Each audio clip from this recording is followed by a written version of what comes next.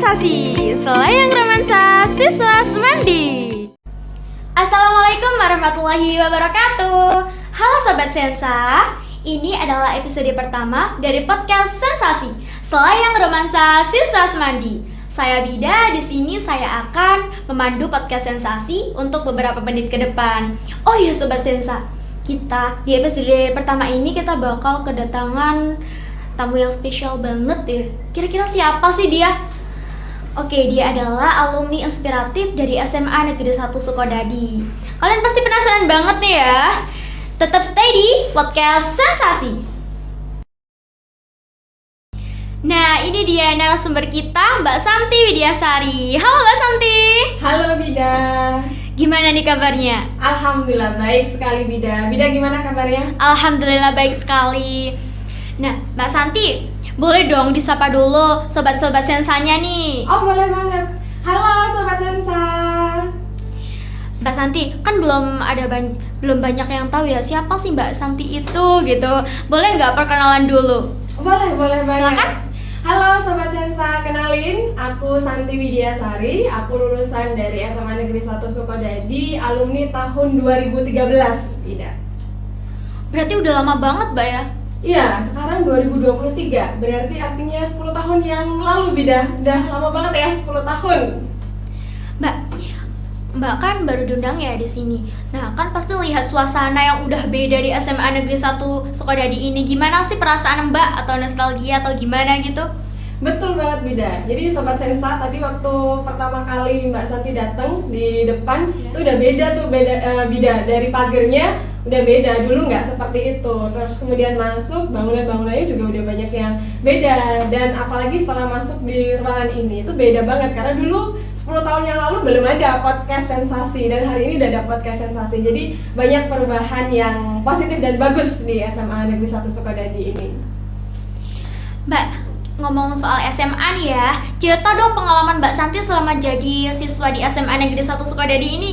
Oke, ini pengalamannya udah 10 tahun yang lalu ya, jadi Mbak Santi harus recall dulu nih pengalamannya dulu. Tapi Bida, pengalaman yang nggak mungkin terlupakan oleh Mbak Santi selama di SMA itu adalah ketika Mbak Santi ikut di organisasi. Organisasi yang waktu itu Mbak Santi ikuti itu adalah MASIS dan KIR. Nah, di sana itu Mbak Santi merasa bahwa MASIS dan KIR ini banyak mempengaruhi cara berpikir Mbak Santi yang kemudian jadi Mbak Santi hari ini. Jadi mungkin Sobat Sensa yang belum tahu kalau di SMA Sukodadi ada banyak ekstrakurikuler gitu ya. Nah, waktu itu Mbak Santi menekuni ada MASIS dan KIR gitu.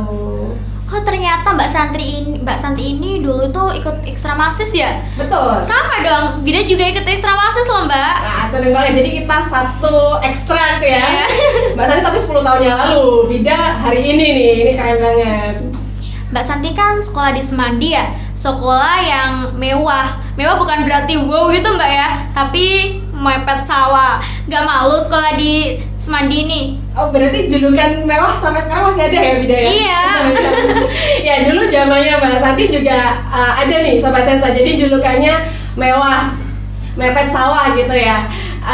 Sejujurnya dulu sebelum masuk Bida, Mbak Santi juga sempat underestimate gitu ya. Ini betul nih mau di sini gitu ya, dengan yang tadi tuh asumsi mewah tadi itu gitu. Tapi itu ternyata cuma di awal aja. Setelah masuk ternyata enjoy sekali, apalagi setelah ikut di MASIS dan KIR. Jadi Mbak Santi tuh ikut di MASIS dan KIR dari sejak kelas 10. Jadi waktu itu tuh benar-benar menekuni di sana, sibuk di sana, dan ternyata itu enjoy banget. Kemudian ikut banyak perlombaan, berproses di sana, bikin karya-karya, berkembang di sana. Dan akhirnya mindset yang tadi yang underestimate, insecure dan lain sebagainya tentang mewah itu jadi nggak ada, dan justru jadi bangga karena pernah ada di sini. Apalagi sekarang, mungkin hari itu nggak terlalu kentara, tapi 10 tahun kemudian 2023 Mbak Santi merasa beruntung sekali malah bisa di SMA Negeri 1 Sukodadi dan pernah ada di MASIS dan KIR Semandi gitu Bida. Wow, hebat banget nih Mbak Santi, bisa menghilangkan rasa insecure ya. Bida belum bisa loh Mbak. Kalau lihat orang cantik-cantik itu bawaannya insecure mulu loh. Padahal Bida jauh lebih cantik. Cantik itu relatif Bida, jadi nggak perlu insecure. Bida cantik sekali ya nggak Sobat Sensa? Nah, nanti pasti Sobat Sensa silahkan komen ya nanti ya. Bida nih cantik atau enggak? Cantik banget pasti ya. Jadi nggak perlu insecure, nggak boleh insecure. Makasih Mbak ya buat motivasinya. Nah, punya pengalaman yang nggak terlupakan atau sangat terkesan nggak Mbak selama jadi siswa Semandi tuh? Kayak pertemanan gitu. punya sekali. Jadi sebenarnya ada banyak ya selama 3 tahun itu pengalamannya. Tapi yang ada satu tuh yang paling berkesan dan nggak bisa dilupakan Bida sampai sekarang. Jadi itu ada di kelas 10. Waktu itu Mbak Santi masih kelas 10, pertama kali ikut lomba. Lombanya itu adalah lomba mading 3 dimensi. Nah, itu mading 3 dimensi itu diadakan oleh salah satu universitas atau salah satu perguruan tinggi. Kemudian kita ikut karena mading 3 dimensi, otomatis kita perlu waktu untuk membuatnya. Dan karena waktu itu kita keterbatasan biaya, keterbatasan banyak hal, sehingga kita harus berpikir lebih nih gimana caranya bisa ikutan lomba ini. Nah, akhirnya Mbak Santi dan teman-teman di tim bersama waktu itu pembinanya adalah Pak Gito, kita membuat gimana nih supaya tetap bisa ikut lombanya. Akhirnya memanfaatkan barang-barang bekas atau barang-barang yang dinilai orang tuh nggak bernilai. Contohnya waktu itu pakai bonggol jagung, tahu nggak? Jagung yang tengahnya bonggolnya itu kan biasanya dibuang tuh. Nah, kita manfaatkan itu. Kemudian kita cari tanaman, dulu tuh nyebutnya tuh ini sogok tuntang, cuman nggak tahu ya itu kalau bahasa Indonesianya apa. Nanti teman-teman Sobat Sensa yang mungkin tahu bisa komen tuh. Jadi pokoknya semua benda-benda yang dipakai itu yang tidak pakai dibeli gitu, jadi nggak pakai uang gitu, jadi kita cari. Nah, kemudian pokoknya itu bikinnya lama Bida, tidak hanya hitungan hari, nggak cuma minggu, itu bisa berbulan-bulan buatnya gitu. Dan kemudian tibalah hari H-nya gitu ya. Kemudian kita akhirnya dengan segala perjuangannya bisa ikut lomba itu lomba pertamanya Mbak Santi. Kemudian sudah all out, sudah presentasi, sudah tadi bikinnya tuh berdarah-darah sampai harus menginap berhari-hari untuk bikin gitu. Dan ekspektasinya ya harusnya bisa lah juara, minimal juara 3 gitu ya. Pokoknya juara lah gitu. Karena sudah perjuangannya sudah berdarah-darah, katanya kan hasil tuh nggak akan mengkhianati usaha gitu kan. Merasanya tuh usahanya udah maksimal aja, jadi harusnya nih hasilnya udah oke gitu ya. Finally ternyata nggak sesuai harapan, jadi ternyata kalah gitu, nggak juara. Itu pertama kali, jadi waktu itu nangis terus pokoknya terpuruk sekali lah ya, terus pokoknya kok bisa sih gitu. Nah, itu jadinya momen yang nggak terlupakan, tapi akhirnya dari sana itu membentuk sekali mentalnya, membentuk prosesnya. Oh, ternyata yang penting itu berprosesnya, nggak semua yang kita inginkan tuh harus sesuai harapan kita. Nah, setelah itu kita ikut lomba di universitas yang lain dengan skala perlombaan yang jauh lebih luas, se-Jawa Bali waktu itu. Dan ternyata di sana malah dapet juara gitu. Jadi ternyata Allah udah menyiapkan rencana yang jauh lebih baik, dan itu jadi terkesan banget gitu, Bida. Hebat banget ya, Bida salut banget loh sama Mbak Santi. Perjuangannya tuh nggak main-main ya, ternyata nggak pantang menyerah meskipun udah gagal sekali ya. Nggak apa-apa, katanya ada yang bilang gini Mbak, habiskan gagalmu di masa muda, terus ambil kebahagiaanmu di masa tua. Betul, habiskan jatah gagalmu supaya datang jatah keberhasilannya. Iya, betul sekali. Dan itu dialami betul sama Mbak Santi. Jadi salah satu hal yang Mbak Santi syukuri adalah berprosesnya tadi itu di sana. Dan kebetulan waktu itu juga Mbak Santi punya teman-teman tim yang juga sama punya semangat yang tinggi juga, karena waktu itu kita juga punya pembina yang oke banget, namanya Pak Gito. Sekarang di Masis pembinanya masih Pak Gito juga nggak? Enggak, Pak Gito udah jadi wakil kesiswaan. Oke, Pak Gito jadi wakil kesiswaan ya sekarang ya. Jadi dulu Mbak Santi pembinanya Pak Gito gitu. Sobat Sensa yang mungkin kenal sama Pak Gito juga boleh komentar mungkin ya Bida ya. Iya. Sapa-sapaan tuh di kolom komentar.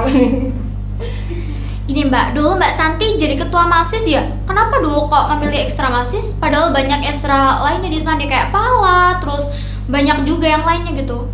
Betul, beda. Jadi ada banyak ya ekstra di SMA Negeri 1 Sukodadi. Nah, waktu itu kenapa pilih MASIS? Jadi waktu awal kita masuk sekolah itu ada namanya MPLS, kalau sekarang apa ya namanya ya, pengenalan sekolah lah ya. Iya, sama Mbak masih. Nah, masih MPLS ya. Dulu kan di sana tuh dikenalin tuh ada banyak ekstrakurikuler gitu. Salah satunya waktu itu Mbak Santi juga belum kenal Mas Sis, baru kenal ya di MPLS itu. Nah kemudian sambil di MPLS, sambil perkenalan itu kan ada rekrutmen gitu ya. Nah Mbak Santi juga sempat mencoba di beberapa ekstra juga. Pernah juga tuh ikut di karate ya, cuman saya nggak tahu tuh ada namanya ya karatenya. Cuman hanya 2 pertemuan kayaknya, terus habis itu kakinya bengkak, jadi kayaknya nggak cocok di sana. Nah jadi akhirnya udah nggak ikutan tuh Bida yang di karate. Terus kemudian pernah ikut juga, pernah coba beberapa yang lain juga, cuman yang akhirnya cocok banget tuh masih sama KIR. Pernah di OSIS juga waktu itu Bida. Ngomongin soal karate tadi ya Mbak, Bida juga pernah lo ikut. Cuma 2 kali pertemuan, soalnya kaki Bida sakit banget. Sama berarti? Iya. Berarti pengalaman kita sama, itu bener Bida. Jadi ini nih, apa namanya, bengkak, akhirnya udah nggak ikutan lagi tuh. Sama berarti pengalamannya. Mbak ini dulu gimana sih perjuangannya sampai bisa kuliah gitu? Bida pengen banget deh tahu perjuangannya Mbak Santi ini. Oh gitu, oke. Jadi dulu itu Bida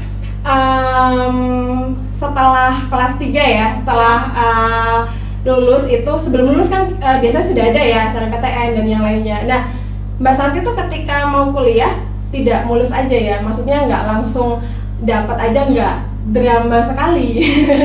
Jadi dulu sempat ditolak itu mungkin 7 kali ada Bida, ditolak di berbagai jalur masuk perguruan tinggi tuh ada mungkin 7 kali itu ditolak, sampai akhirnya ke-8 kayaknya ya yang kemudian keterima di jurusan bimbingan dan konseling di Universitas Ahmad Dahlan. Nah 2013 itu, jadi prosesnya nggak mudah, drama banget, dan dramanya ada banyak banget Bida. Jadi untuk sampai di BKUAD dan jadi Mbak Santi yang sekarang itu, waktu itu harus mengalami kegagalan yang banyak banget gitu. Hebat banget ya Mbak nggak nyerah gitu, kayak nggak OVT gimana nih aku kalau ditolak lagi nggak gitu Mbak? Sebenarnya bukan overthinking atau bukan hebat juga Bida, cuman waktu itu seperti kata Bida tadi kan, habiskan jatah gagalmu supaya datang jatah keberhasilannya gitu kan. Nah sama waktu itu ya Mbak Santi hanya mencoba menjadi terbaik yang Mbak Santi bisa, mencoba segala kesempatan yang bisa dicoba gitu. Nah mana yang masuk ya itu berarti yang jadi rezekinya gitu. Dan waktu itu nyoba banyak gitu, yang tadi 7 itu. Nah kemudian baru yang ke-8 itu tuh yang ternyata bisa masuk. Nah begitu juga tuh Sobat Sensa. Jadi Sobat Sensa mungkin nanti dalam perjalanannya tuh nggak mudah, apapun ya, pengen apapun atau punya cita-cita apapun atau harapan apapun, mungkin dalam perjalanannya tuh nggak akan mudah.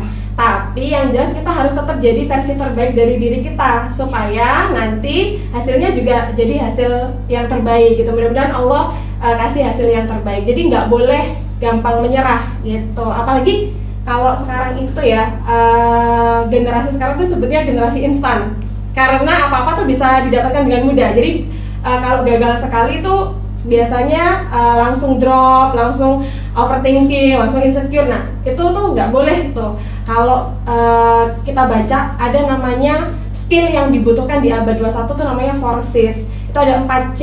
Nah, salah satunya di sana tuh ada critical thinking, ada kolaborasi. Nah kita tuh salah satunya yang nggak boleh tuh pantang menyerah. Jadi nggak boleh pantang menyerah, harus tetap dicoba terus gitu Bida. Jadi Sobat Sensa semua juga harus gitu, termasuk Bida. Makasih Mbak.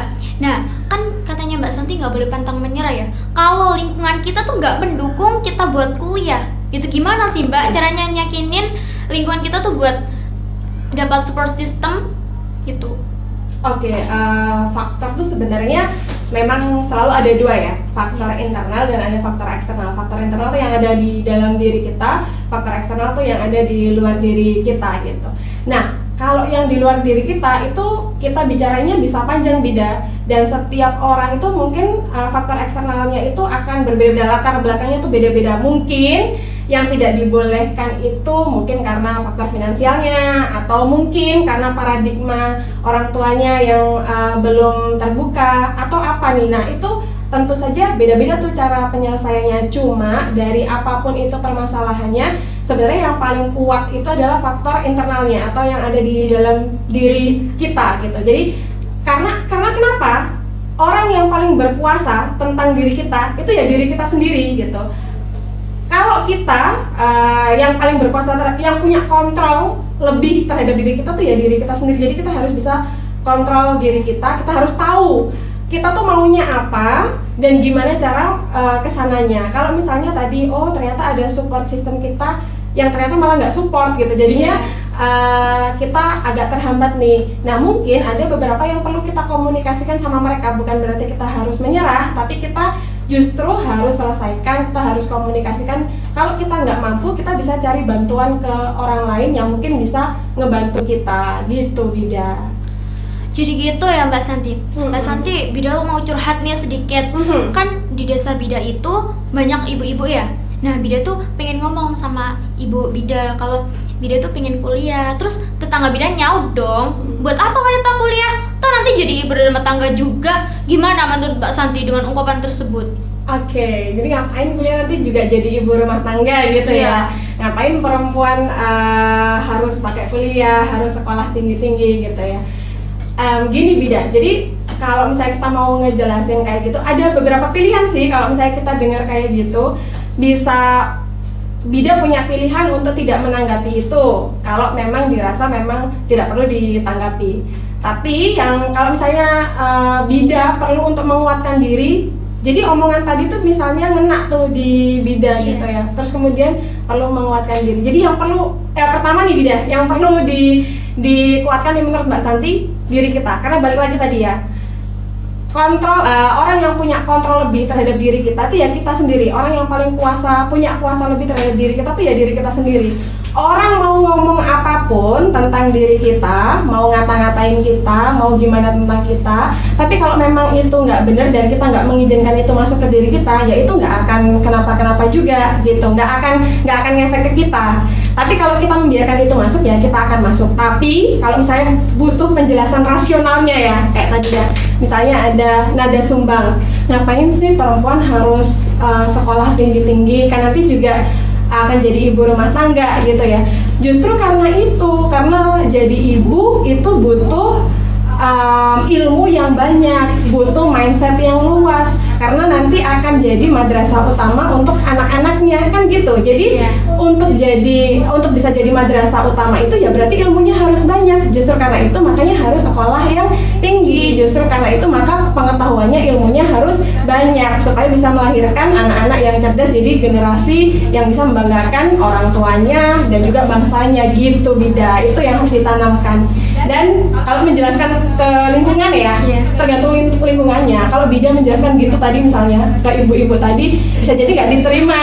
Jadi perlu disederhanakan bahasanya. Jadi ngobrol dengan siapa, itu namanya teknik komunikasi. Itu juga salah satu skill penting yang harus dimiliki di abad 21. Tadi ada 4C, salah satunya itu komunikasi. Nah, Bida ngobrol dengan Mbak Santi pasti akan beda dengan Bida ngobrol dengan temannya, atau Bida ngobrol dengan ibu-ibu di rumah, atau Bida ngobrol dengan neneknya. Nah, itu perlu tuh untuk diolah. Tapi jawabannya tadi Bida, gitu. Makasih Mbak Santi ya buat motivasinya. Bida OVT banget loh, soalnya ibu-ibu tuh suka ngomong, ngapain sih kamu tuh wanita, nggak usah berpendidikan tinggi-tinggi gitu Mbak. Nah Mbak, dengar-dengar ya Mbak Santi sekarang sedang kuliah S2 ya? Betul Bida, jadi Sobat Sensa juga ya mungkin yang sekarang sedang mendengarkan kita. Jadi sekarang Mbak Santi sedang S2 di Universitas Negeri Malang gitu, dalam tugas belajar. Jadi Mbak Santi sekarang kebetulan bertugas sebagai salah satu guru di SMA Negeri 1 Dukun. Ini disebut ya, nggak apa-apa ya. SMA Negeri 1 Dukun, Mbak Santi jadi guru di sana sejak 2019 sebagai pegawai negeri sipil, kemudian sekarang menjalani tugas belajar S2 di Universitas Negeri Malang gitu Bida. Nah kan Mbak Santi sudah jadi PNS ya, untuk apa kuliah lagi? Oke, sebenarnya itu juga pertanyaan yang banyak ditanyakan Bida. Itu banyak yang ditanyakan oleh juga rekan-rekannya Mbak Santi juga, atau mungkin banyak orang juga yang menanyakan, ngapain sih kan sudah PNS gitu ya, sudah nyaman, aman, tentram gitu ya, ngapain masih harus susah-susah S2 kuliah lagi gitu.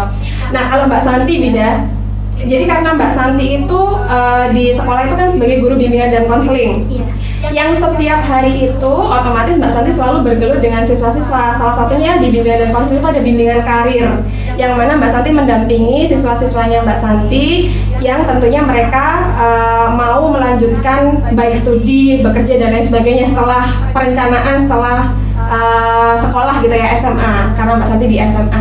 Nah, salah satunya di sana Mbak Santi mendorong sekali untuk anak-anaknya Mbak Santi di sana supaya mereka punya kemauan keras menggapai cita-citanya.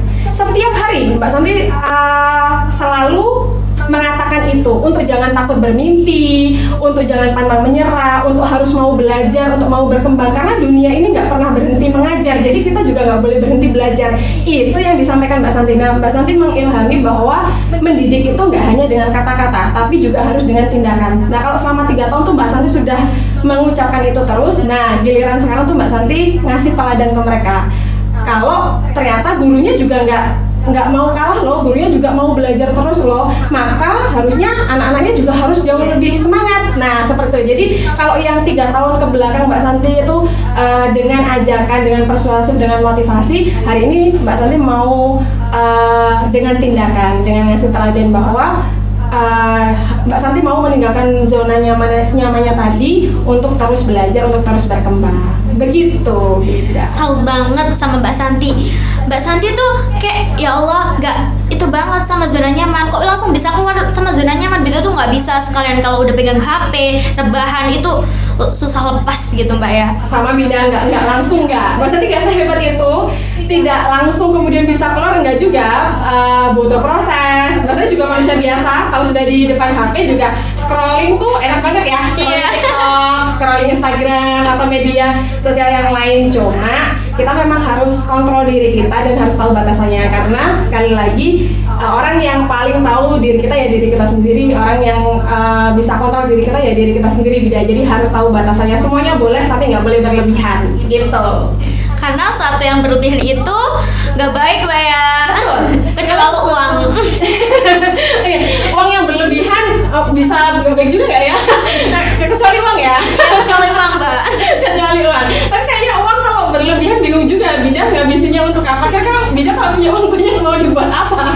Bida ya punya cita-cita yang besar banget. Oke. Itu mau buat panti asuhan, terus sekolah juga, pondok pesantren buat anak-anak yang nggak bisa sekolah gitu loh Mbak, di jalanan gitu loh. Mantap, luar biasa. Nanti mungkin Sobat Sensa juga bisa komen nih, kira-kira kalau punya uang yang berlebih, uang yang banyak mau buat apa nih ya. Jadi bisa komen tuh nanti di kolom komentar biar rame tuh. Kalau punya uang banyak kira-kira mau dibuat apa nih teman-teman nih Sobat Sensa nih ya.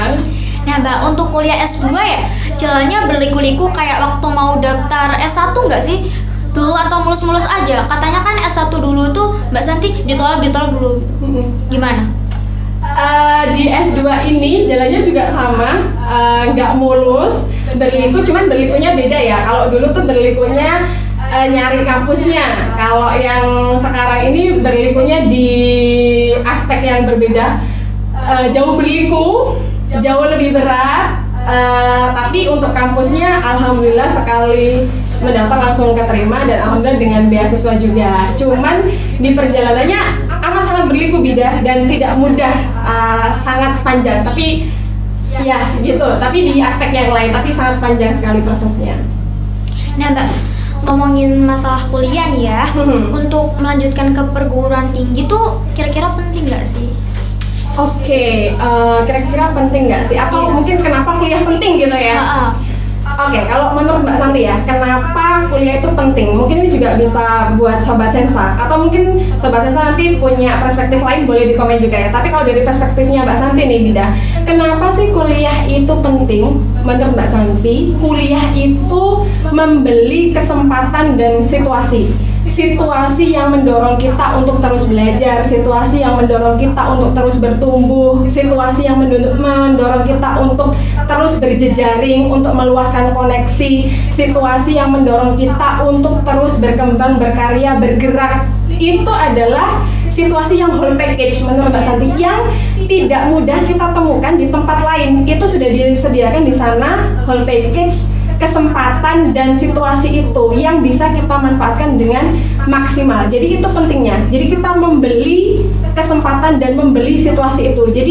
Jadi mahasiswa itu menurut Mbak Santi privilege yang luar biasa, yang namanya juga mahasiswa gitu ya, mahanya siswa gitu. Jadi itu privilege yang luar biasa yang mungkin tidak dimiliki oleh teman-teman yang lainnya. Bahkan dikutip juga tuh oleh Najwa Shihab, hanya 35% pemuda Indonesia tuh yang bisa mengenyam pendidikan di perguruan tinggi. Artinya jadi 35% di antara semua pemuda yang seusianya, berarti itu privilege yang luar biasa. Dan yang lebih penting ya tadi, membeli situasi dan membeli kesempatan yang luar biasa tadi gitu.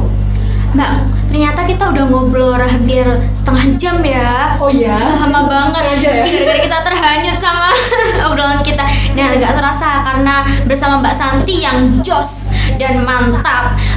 Mbak Santi, pesan-pesan atau motivasi buat Sobat Sensa dong, karena gini ya Mbak ya, Sobat Sensa tuh di SMA Negeri 1 Sukardadi tuh suka mikir gini, kalau penting gak sih kuliah itu langsung kerja gitu. Soalnya kan kalau orang ya wajar lah, orang lihat uang kan langsung nemplok ke uang aja, gak usah semua minggir gitu. Jadi penting nggak gitu ya, atau yang mau kerja nih gitu ya. Oke, gini Bida, Mbak Santi nggak bisa judge orang ya, kita nggak bisa judge orang karena mungkin masing-masing orang punya latar belakangnya masing-masing. Tapi kalau misalnya Sobat Sensa termasuk orang-orang yang misalnya tidak punya beban atau tanggungan lebih gitu ya, yang nggak punya beban atau tanggungan lebih dalam artian tuh tidak terbebani untuk harus menghidupi siapapun, kalau menurut Mbak Santi itu dimaksimalkan kesempatannya untuk kuliah.